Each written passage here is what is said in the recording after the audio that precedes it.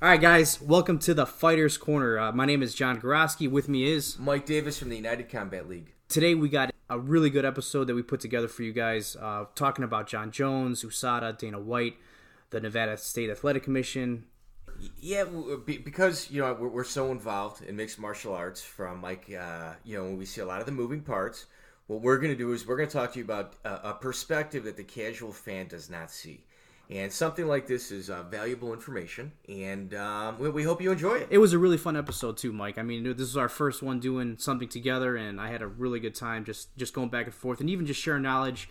I think it was a really good one, man. I really had fun with it. First 10 minutes, you're going to know if you like it or not. Give us 10 minutes. That's all we're asking. And if you don't like it, then send Mike a message on Facebook. Yeah, right. Yeah, badmouth me on the internet. So, John, is there anything in particular in the news, MMA-wise, that has piqued your interest? Well, the temperature of someone's urine came a little bit hotter than normal. Again? Again. Surprise, surprise. I think, the third time? Well, this is a topic that you and I have explored in a controversial manner prior to this. Like, there's a lot of people's red flags calling bullshit in regards to this right now. And if they were a little more involved and experienced in the sport, this actually would have happened months ago. And, with Jon Jones, obviously, why don't you kind of give the findings? Do real quick. Everyone knows it, so it's not like we really need to get too involved. Essentially, back on... Well, let's rewind a little bit further, all right? So Jon Jones is a guy that's tested positive already 3 times for spotty history. Spotty history. I mean, cocaine... Let's put it this way. The guy's married with children, He's married with children, yep. Not Al Bundy, but he's married with children. Gets into a car accident. Yep, with strippers. That's okay. I'm okay with that. I'm even okay with that. I mean, sure. Whether I do it or not, that's okay. I'm even okay with that. So essentially, he flees the accident because he's got a suspended driver's license. Mm-hmm. Comes back to the scene. Grabs. They claim grabs. Wait. Grabs what? Cash. Okay, here we go. See, that's where I have issues. He came back to the scene to grab something other than cash because he left rubbers there. Mm-hmm. So you're married with children, mm-hmm. and you're going to run back, grab whatever, leave rubbers there, and I think marijuana pipes. Yeah. So whatever it was more important than his marriage. Sure. So, people say cash. I'm thinking that's best case scenario. Yeah, I think that's just something to say something. I think there were some other issues in there. Whether, and I'm not saying steroids, I'm not saying cocaine, I'm not even saying crack. Yeah. I'm not saying any of that stuff. But if you're going to sit here and just say, he ran back for cash, but left the rubbers to listen to his wife yell at him for the next fucking 5 years, I'm thinking that's a very half full way of looking at that situation. Yeah. So go ahead. So anyways, he gets obviously spotty history. I mean, he got into a car wreck with the pregnant woman. I'm not sure if no miscarriage, just a broken arm. Okay, keep going. Okay. We all know. Everyone knows all that stuff. So now fast forward.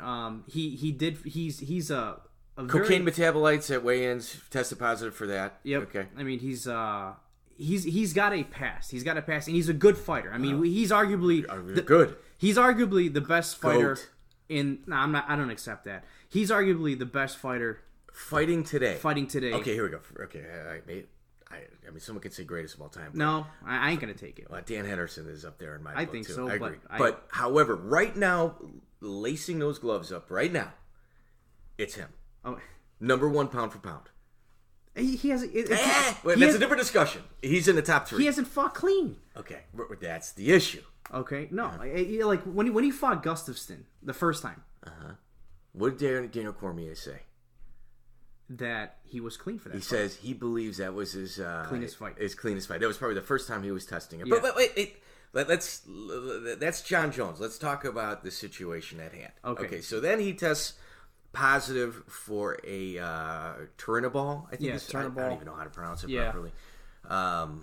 Which has got like an 18-hour half-life. 16, I think. It's 16 to 18. I mean, it ain't a day. It's 16 to 18 hours half-life. Now, so, having been in the sport as long as I have, obviously I don't use steroids. I certainly, you could tell just by my physique by that.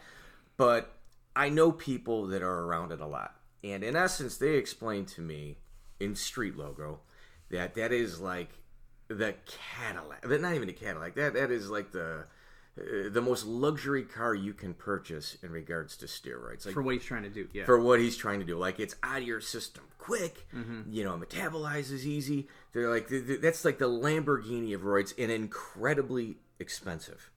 Yeah. Yeah, and he was able to get his hands on it, and he tested positive. For just a tiny amount. What did Nowitzki say? This time or that time?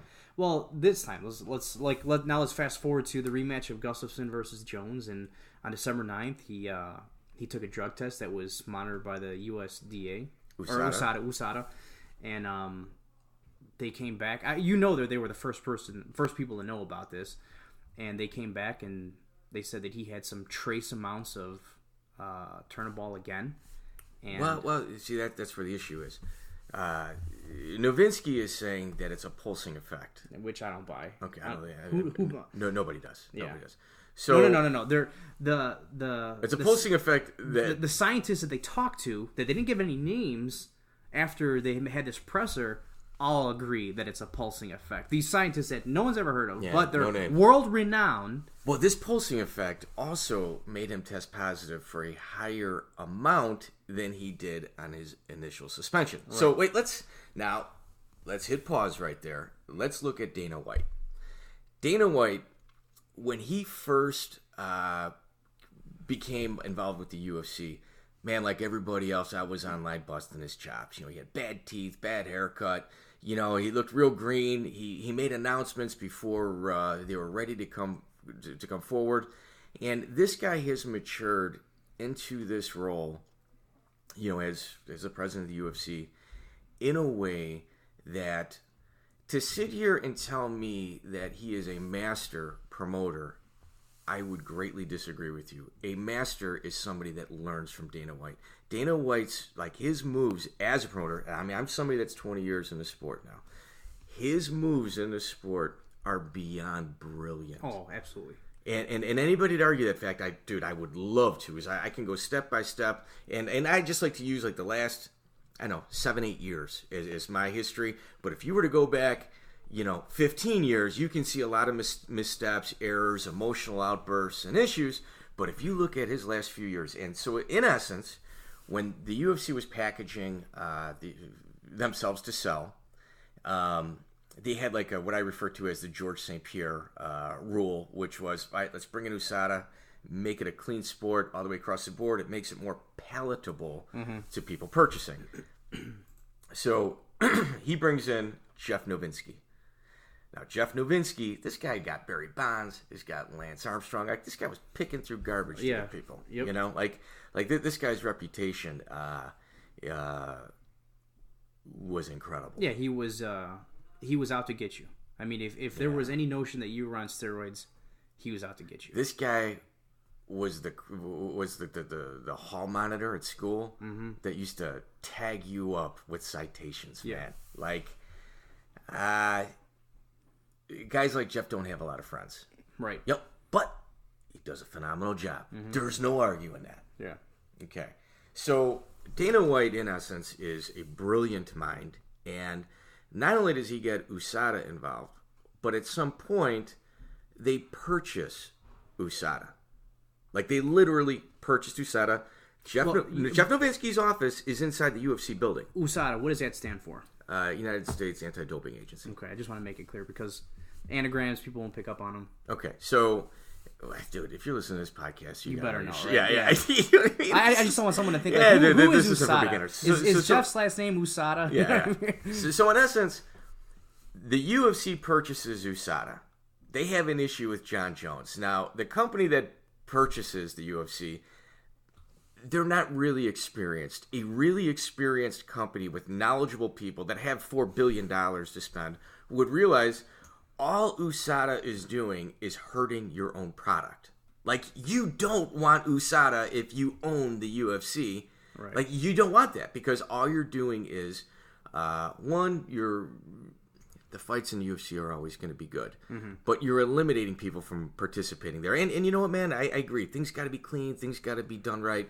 But there's a structure in place with the state, which is obviously incredibly flawed. But at the end of the day, that's the governing body. So now you're going to help the governing body even be more. So and I don't understand it, but I mean, from a promoter point of view, but from packaging a company and selling it for, was it like $4.2 billion? Yeah. That's something completely separate. So essentially, the UFC purchases Jeff Novitzky. They do. Mm-hmm. Whether you want to agree with that or not, yeah, it's true. Right.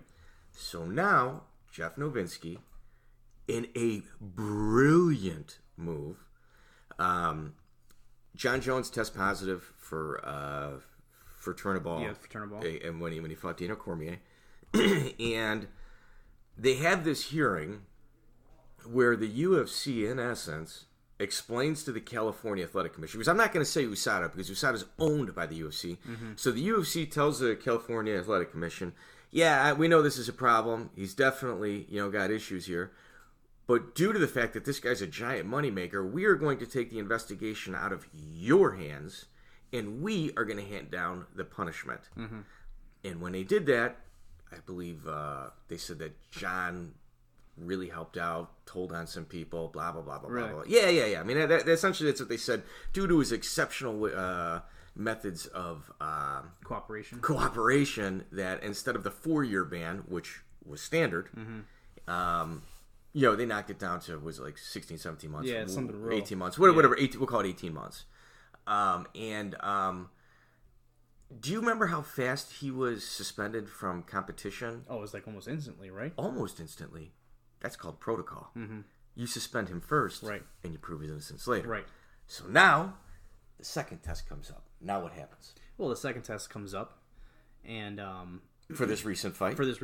So I think the test that he took was back on December 9th, and maybe the day before Christmas Eve. That's when they made the announcement. No, I think the 23rd was when they made the announcement. They made the announcement that the Dana White made the announcement with Jeff Novitzky next to him, pretty much saying that the fight. It's like the Zapruder film, dude. It's amazing. Yeah, I watched that thing 3 times and I really broke it down. So go ahead. They basically announced that the fight's getting picked up and moved over to Los Angeles. Okay, so now this is what's incredible. So first off, never in the history of sports, since sanctioning has taken place and got on all the same page, what, the 70s or whatever it was, has a private entity usurped the tax-paying dollared commissioner of a state. And Jon Jones made that happen. Oh, yeah. That in itself is historical. And when that happened, John, I called you up talking all types of shit going, oh my God. Yeah, I remember, I called you. I called you as soon as I found out, I'm like, dude, you gotta make sure. The first time, though. Yeah, the first time. The first time. I'm like, dude, you gotta make sure you're not driving any equipment or any heavy machinery. I don't want you passing out over the phone because this. First time this went down, and dude, you gotta watch the end of it. When you watch the end of that hearing, it's, okay, well, we agree to everything. It was it was literally the bagman of a bank mm-hmm. with the money in it running out the back door going, look over there. Yeah. These guys were incredible. The last 3 minutes is so telling, and it was shocking to me. Jon Jones did not come across well in that hearing. No. So now we're on to phase 2, where Jon Jones tests positive again. And when you watch that video, neither of those guys could look at the camera and give it eye contact. Yeah. Jeff Novitzky looked like a shell of a human being, trying to figure out excuses how to make this happen. And if you looked at how things went down, he started talking about picograms. Yeah. Okay, and he started talking about how small a picogram is. And dude, that's really small. Mm-hmm. But I'm going to give you the double speak that I heard when he was explaining this. So when he was talking about picograms, how about if I were to say this to you, John? Hey, John, you know what, man? It's 1 inch. It's literally 1 inch. And he tested double-digit inches. Okay, so is it 1 inch? Yeah. Or is it slightly over 8 feet? Right. Can we agree that there's a huge difference between 1 inch and 8 feet? Okay, so Jeff Novitzky essentially said, oh, fuck. Yeah. Yeah, we've got 8 feet of bullshit right here. Mm-hmm. Okay? So now, let's go back to the Nevada Athletic Commission.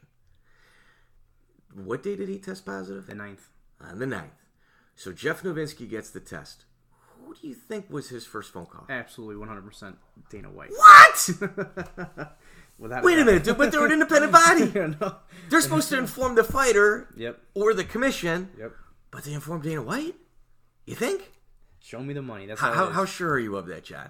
Without a doubt, 100%. Dana White. Do you work in that office? No, I don't even have to be. Okay. Nobody has to. It's that obvious. Is that obvious? Okay. The first phone call was Dana White. So this independent commission known as USADA, and Jeff Novinsky says, when he says, "This isn't me saying he's innocent. This isn't Dana saying he's innocent. This is USADA saying he's innocent." Mm-hmm. Well, dude. That's a company you formed that you sold to the UFC, or you got hired by the UFC. Yeah. Dude, it's so cool. He's got an office at the UFC building. So let's just pretend like, all right, well, Jeff got hired away from USADA and is now working with the UFC, and USADA is being run by other people. Okay, that's a company that at one time, Jeff Novinsky owned the lion share of. And I'm not, I'm saying lion share of possibly 100% of. Yeah.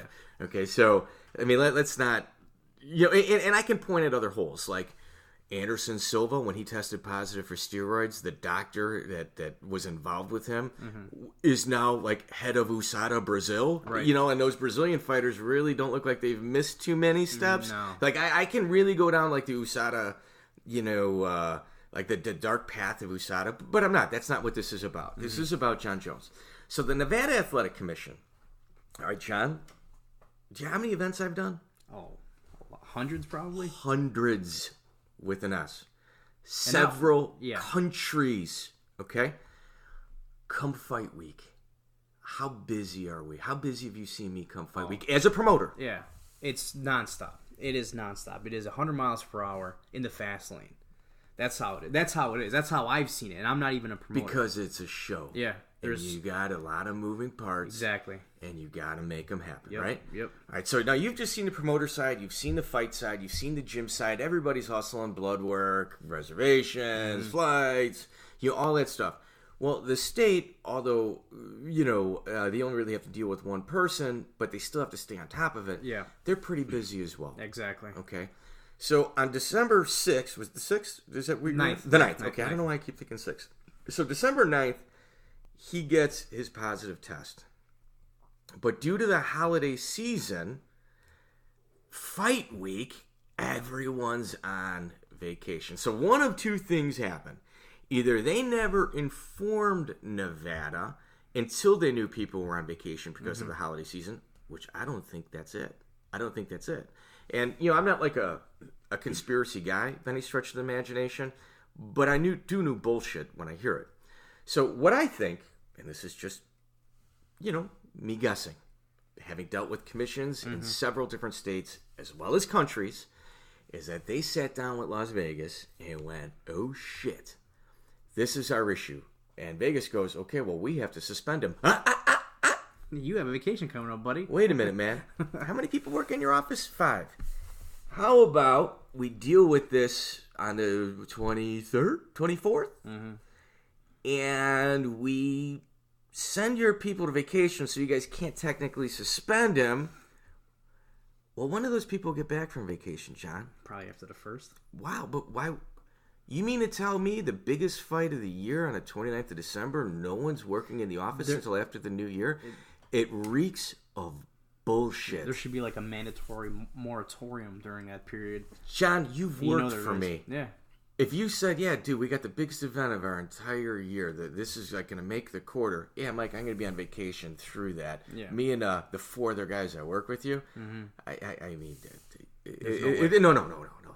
Preposterous is the word you're looking for.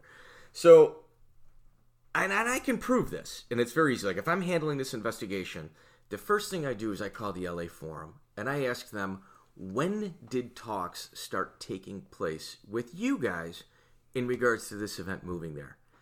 And I want to see phone records for the entire month. Like, I would subpoena phone records of when, and you can sit here and go, well, the UFC does events everywhere. Yeah, I'm not sure they go to the Forum, though. Have they been to the Forum lately? I'm not sure. Something I got to probably look up. Yeah, I'd like to look at, like, okay, well, when's your next event at the Forum? And they also canceled event, the De La Chaussee Joe event. So there's a lot going on around this time where they're canceling events and stuff like that. So there's a lot of smoke there. And I have no doubt that, like, all right, John, when you initially called me, when our relationship initiated, it was you being upset with judging and a little bit of the corruption in the sport. Sure. And like with boxing, we both have been turned off at some point in our lives in regards to the corruption with boxing. That's, obviously everyone speaks about it. So when you talk about everyone's on vacation, if you're talking about like USADA and the onus to be like an independent testing agency, do you think they wait until right at the last minute to inform Nevada, or do you think it is their obligation as a third-party entity that is, being the law here to inform them immediately? Which one is it, John? Should be? No. If you're pretending the charade, you inform them immediately. Yep. Okay, so on the 9th, do you know when do you think Jon Jones should have been suspended? The one thing I'm not sure if... the one thing we don't know is how fast the results got back. But...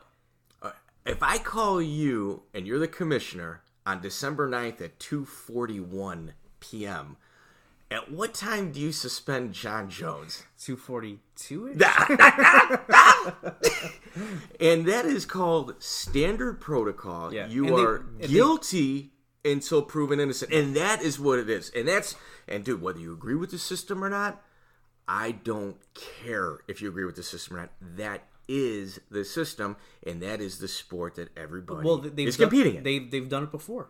Like, when this has happened, they've done it before. In fact, This is a past present that's been happening for 20 plus years. Right. I mean, that's what I'm saying. Like, this isn't just like, this is the only time I've ever seen this. No, this happened even with Jon Jones before. Yep. This happened with Frank Mir. But you don't understand. We've got this USADA, dude. They're telling us it's a pulsating effect. Bullshit.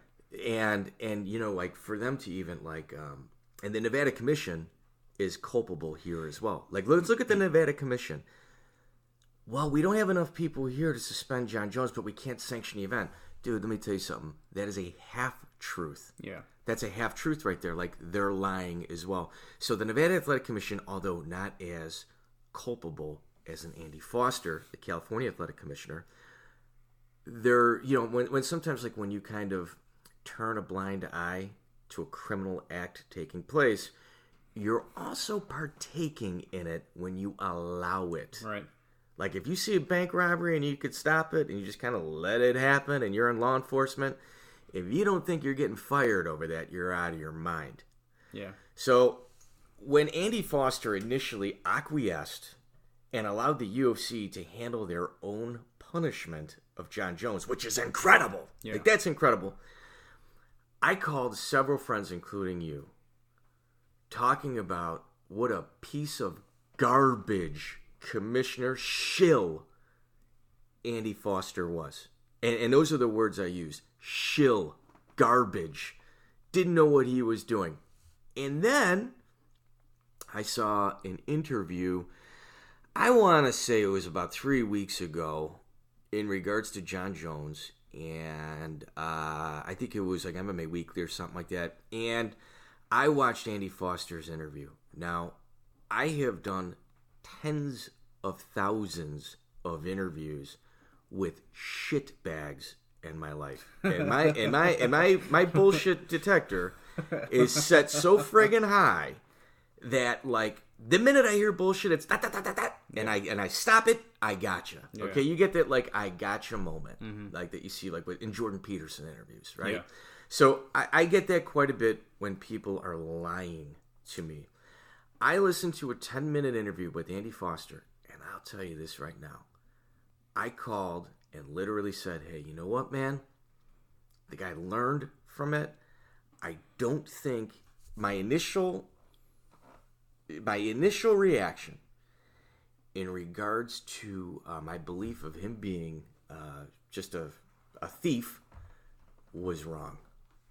And I thought to myself, I thought to myself, like, hey, dude, I was wrong. And not only am I wrong, I go, he's actually a decent commissioner that is certainly somebody that knows what he's doing, fully capable, understands the scope and spectrum of his job, and is certainly somebody that, forget that I think he's full of shit. I actually respect him. Yeah. After I watched that interview, I was like, whoa! I watched the interview and I was blown away by how well he handled himself. Like, I honestly, dude, it took me off guard. Yeah. Yeah. As far as Jon Jones is concerned, I mean, like, how do you think this is gonna? Wait, go ahead. I got a question I want you to really consider, and I want others to consider this as well. So this pulsing effect, all right? Oh God, does this give him a free pass for the rest of his life? Well, if you watch the Nowitzki-Dana White interview, they said, "Well, it really hasn't been tested yet on humans. This could last forever." That's what Jeff Nowitzki said. Yeah. The guy that caught Lance Armstrong, the guy that caught Barry Bonds, the guy that, like, brought down Balco. Yeah. Those words came out of his mouth. He even said he failed the drug test. He even said that he failed the drug test because he did fail a drug test. Right. And let's just pretend like there is a pulsing effect. Okay, man. Like this 16-hour half-life drug. 18 months later showing up in his bloodstream. Do you know what my opinion is as a commissioner? Well, I didn't make you take that drug initially. I didn't make you put that in there. You cheated. You know you cheated. We're going to sit you out until that pulsing effect is gone. You should not be allowed to compete, no matter how small it is, because you can sit here and go, well, you know, it's like a grain of sand in a pool. Okay, but it's still a grain of sand in a pool. Right. You know, it's still performance enhancing. It still gives an advantage on a playing field that is supposed to be even. Mm-hmm. Now, I mean, you can't just say, well, it's just a little bit. Okay, but dude, you wouldn't go into an event with a little bit. And now, from Gustafson's point of view, I have my theories. What is yours in regards to his situation, his thought process? Well, with Gustafson, I mean, it probably goes along the same line as Cormier's, right? I mean, like, you know, you're going up against a guy who's arguably the best fighter in the planet right now. Right now, fighting. Right now, yep. And you're getting ready to fight up against him, and all of a sudden your opponent tests positive for a picogram, and that the commissioner is double-digit picograms. Well, yeah. Let's call it what it is. Now the commission is letting him fight, or the California Commission is letting him fight. And now let's throw something else too. There's since this happened and they moved the event, like, think about, like, all the shit that they had to do to get this in California. Oh my God, I can't even imagine that. Well, like, what they do? They just turn commissioners on each other. That's never happened before. And let me expand on Gustafson. Hey, Gustafson, you're going to be fighting a guy that's definitely positive for steroids, and there's going to be a hearing about this, but the hearing's going to take place after your fight. Now, I think they learned from letting Lesnar fight Mark Hunt.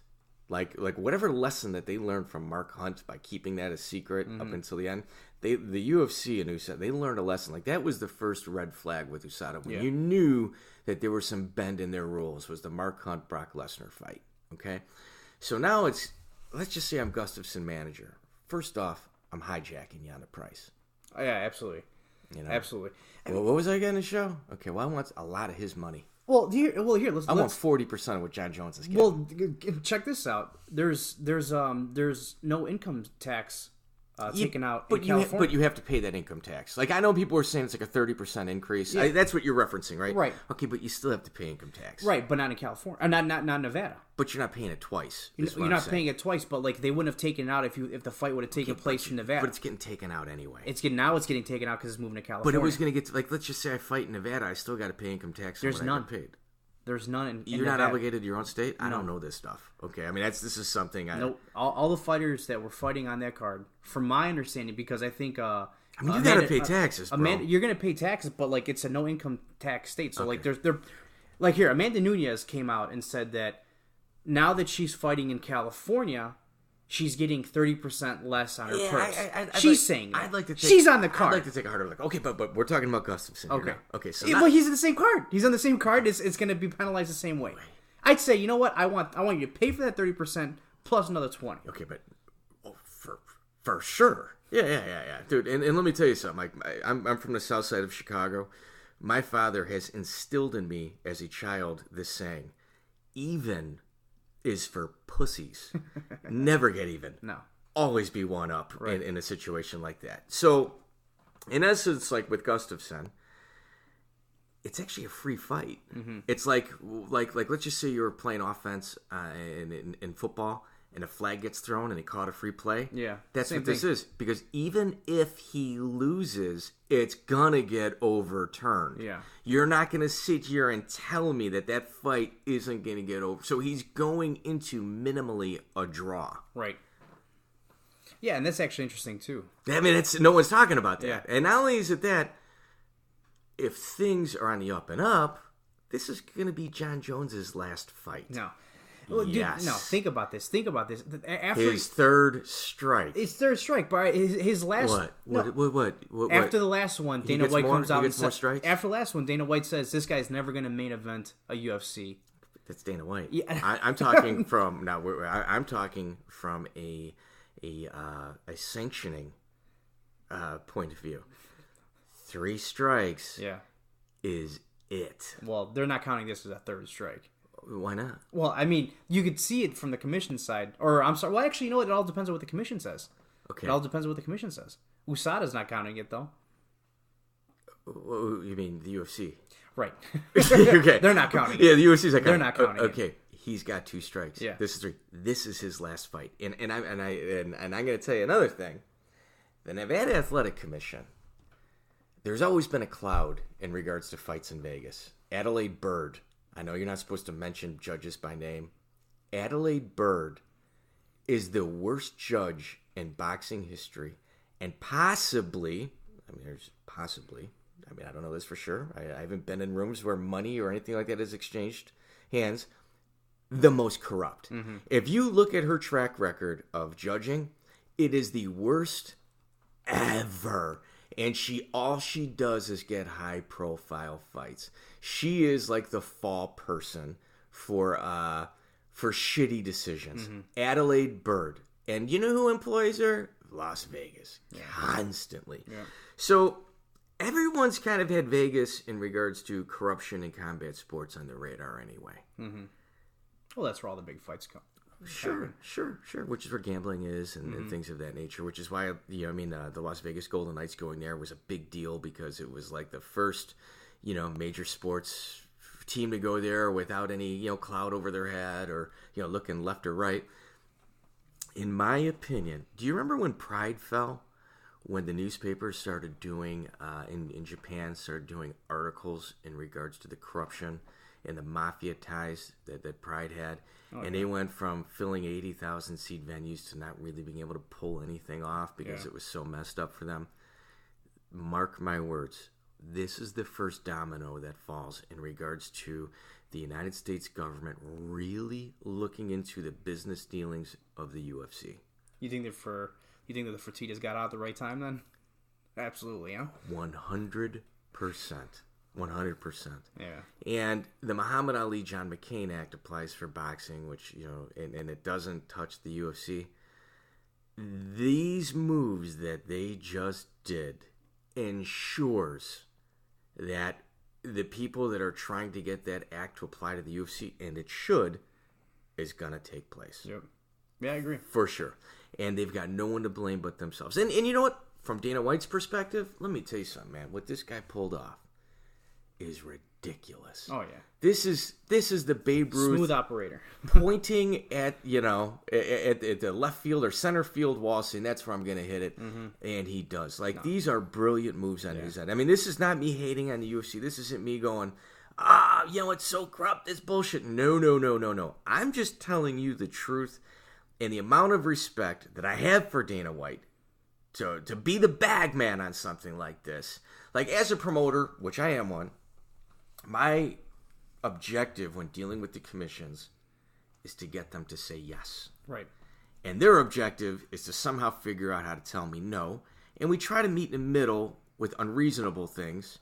And or unreasonable things, they're obviously going to say no. But if it's something in the gray areas, you're just going to go, okay. Like, as long as you can paint that picture properly. Right. Now, I've dealt with several commissions just here in the Midwest alone in regards to this. What he did proves he is the greatest mind in combat sports right now. Better than De La Hoya and Golden Boy. Oh. De La Hoya can't even pass. I'm talking even for boxing. Yeah. PBC, all of those. Dana White is better than all of them. Maybe goes down in history as probably the best promoter of all time. If I'm doing pound for pound promoters, without a question of a doubt, dude, what this man has done with this sport and the manipulation. I mean, dude, this is the foresight that he had years prior to this Jon Jones thing taking place. Well, we've got this, set thing in place that initially looks like it would do nothing that hurt us and our product, that we've now manipulated into saving the quarter, for an organization that just spent $4 billion on us. And that company, if you don't think they're looking to sell the UFC to somebody, you're out of your mind. The UFC right now is for sale. They're not happy with what they see. They're not happy with the numbers. Yeah. Yeah, that's for sure. Yeah, I think shit's gonna start hitting the fan. And let's talk about Jon Jones's brothers too. Oh, all three of them tested positive for drugs. I mean, they all have. Yeah. I mean, he's got a shitty track record. Like, he's got a shitty history. Yeah. And Daniel Cormier and Mark Hunt are pretty vocal in regards to it. Mark Hunt, man, I really respect him a lot. But look at Daniel Cormier. Daniel Cormier is an announcer. Like, he's on the UFC payroll, and he's shitting on all these people too. Like, Daniel Cormier. I don't know, man. I mean, do you think I gotta watch on Saturday. I'll tell you that. Oh yeah, I mean, you have to. I mean, you have to. With all this stuff leading up to it, I think it sort of forces you to. And I do feel bad for Cormier too, just because he's a tremendous fighter. I mean, and he's one of those guys that, as his career progressed, I actually enjoyed watching him more and more and more and more. And his two blemishes on his record are against a hot Jon Jones. A Jon Jones with a positive drug test. Yeah. And if you catch on social media, Jon Jones keeps calling out Daniel Cormier, and Daniel Cormier keeps telling him to shut up. This is the first time in the history of combat sports where somebody has kicked somebody's ass twice and they feel a need to continue to call them out. Yeah. Have you ever seen that in combat sports history? Ever? No, not like this. Pro wrestling, yeah, but yeah, I just kicked your ass twice, and now I need to fight you again. And dude, let's tell you. Here's another thing. Jon Jones, for 18 months, he said he never left the testing pool for when he was fighting his initial case. Right? You heard him say that, right? Yeah. Do you know how many times in that testing pool he was tested by USADA? One time. Really? So in 18 months, your biggest drug offender, the person you've caught the most, is tested only one time. Yeah. Why do you think that is, John? They were scared to catch him? Maybe. You think? Kinda. Well, there's a guy from Ohio named Wes Sims. Who I love that guy. He's a friend of mine. He's a friend of mine. I'm not going to try to pretend like he's not a friend.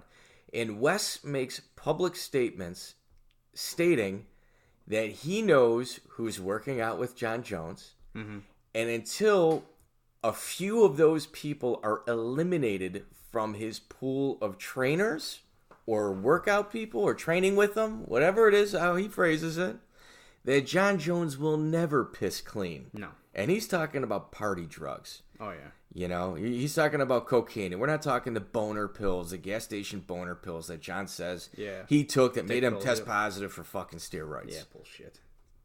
I don't buy that either, too, man. I mean, like, Did you just hear how I laid all this out? I know it was a rant. Now, how long have we been going? You're still short of an hour by about 15 minutes. Okay, so for 45 minutes, I've just ranted and raved like a fucking lunatic. Now, so do you think that you can convince me after hearing all of my arguments in regards to, yeah, but there's like this pulsing effect. I know he's all ripped up, but it's stored in his fat, which is on his ass, and it doubled the picograms that was the initial test from 18 months ago. He's not microdosing. No. We promise he's not microdosing, right? Right. Jon Jones, this is his last fight if the UFC were smart. They would just go, oh, it's an accident. And I'm going to tell you another thing. What's your prediction about USADA's future? I'd say this makes it look like they got egg on their face. And I don't think they last. Again. Again. Yeah. And honestly, I think that the UFC, if it's in their best interest, just to slowly start to phase them out. This is what I'm doing. Let's just say I'm Dana White, right? Which, man, dude, I wish I was. If I'm Dana White, I'm going, you know what? Jon Jones will never fight for us ever again. He is suspended for life. And with that, we are declaring a victory over steroids. And we are kicking USADA out of our company. They should never come back here again. Jeff Novitzky, you can stay. You're going to be on the payroll. But USADA, fuck you guys. We don't want you anymore. Yeah. We won. And then, just go into some We Are the Champions by Queen and, declare a victory and, some sort of parade somewhere to where, all these fighters that have tested positive in the past get to, get some win and show bonuses that they may have been cheated out of. Yeah. Yeah, it's incredible, man. I mean, just looking at everything just from... Do you think that's likely? Oh, yeah, absolutely. Okay, mark my words now. John, these are the types of conversations we have. In 2019, USADA will not be a part of the UFC at the level it is right now. They might say, well, if you've tested positive in the past, you're going to have to continue with WADA testing, but until you test positive, you don't have to enroll in this. It's going to be a modified program. It is not going to be what it is today. And I'm going to tell you who is going to be screaming in the streets, rejoicing. Everybody from Brazil. Because the amount of corruption happening in USADA, Brazil right now is of levels that they're able to be kept under wraps, that the oversight over there, I think, is very weak. And you can tell just by body type, man. Just, the eye test. Like that Sage Northcutt, hey, dude, he's just a freak of nature. I get it. But when you get one freak of nature after another from the same camp, same country. Yeah, something's up, right? Yeah, there's a little smoke there. Mm-hmm. There's a little bit of smoke there. Something rotten in Denmark. Yeah. No, Brazil. Well, yeah, Brazil. So that's what this podcast is all about, and we are going to be talking about topics like this in the future. And it's not always going to be hammering the UFC or hammering Bellator or ONE FC or anything of that, but we do like unique conversations, particularly boxing. We're both pretty big boxing fans as well, past history and stuff like that. So this is not just going to be an MMA podcast. It's going to be combat sports. Combat sports, boxing, MMA at the forefront. And boxing, I tell you what, Mike, man, it hasn't ever been as hot as it is now. No, that Tyson Fury Wilder fight, dude, phenomenal. I still...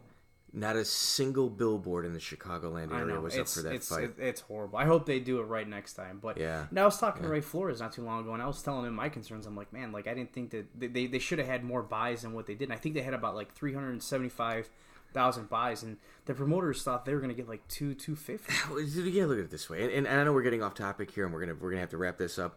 But sometimes people fall in love with social media in regards to advertising and stuff like that. But when I am a fight fan, not a single paid ad on my social media pops up for the biggest heavyweight fight in U.S. history in the last 10 years. Longer than There's that. a problem Longer there. than that. And when you ignore the grassroots of marketing in regards to billboards, TV ads, radio ads, all those things. Yeah, let's just call it billboards. Call it billboards. When you ignore those types of things, man, there is the person that's in charge is in a position that they don't deserve to be in. Yeah.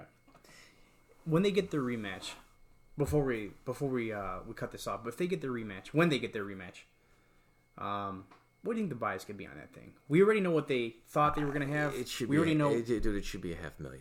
At least. And if it's not 500,000, it's a failure. You have failed. It's a failure. Yeah, and dude, you failed the fighters. You did, yeah. I mean, you failed Wilder and you failed Fury, both of which deserve monster pays. And they have a foundation to build their marketing off of. I'm a fan. Oh, hell yeah. Look at that. When we were watching that fight, man, you leapfrogged over me on that 12th round knockdown. Yeah, screaming. Screaming. I mean, we were oh my God. And I had money on Fury, and I'm yelling for Wilder. It was a fantastic fight. Deontay Wilder is probably the best American boxer in the last 25 years. To wrap things up in regards to this, my initial thoughts of Andy Foster, by him allowing this fight to take place in California with this giant dark cloud looming over one of its participants, reeks of corruption. Oh, yeah. Okay? And I think they've invited the government into their lives. They are. And you know what? I hope it extends into boxing. Clean it all up. What do they call it? Drain the swamp, I think is the term. Yeah. You know? I mean, because those are some murky waters right there. Yeah. So, Andy Foster, dude, you're a brilliant guy. You talked your way off my bullshit meter, wound up back on it. But to pretend there is no collusion between the government entities, the UFC, and this pretend third party that handles all disciplinary over what taxpayers like. If USADA's in charge, why do we even need an athletic commissioner for MMA? Right. We don't need it. Mm-mm. It's not necessary. Why are taxpayers paying that salary? Right. Like these commissioners, they got to understand, dude. I know the UFC is going to be pissed, but you're in a large market. They will be back eventually. Their feelings aren't going to be hurt permanently. Like dude, it is what it is, man. Yeah, sometimes you got to drop the hammer on somebody. That's your job. Yep. Yeah, I agree 100%, man. So with that, we sign off, man. Thanks so much. It's our first podcast outside of our intro, and expect a few of these a month.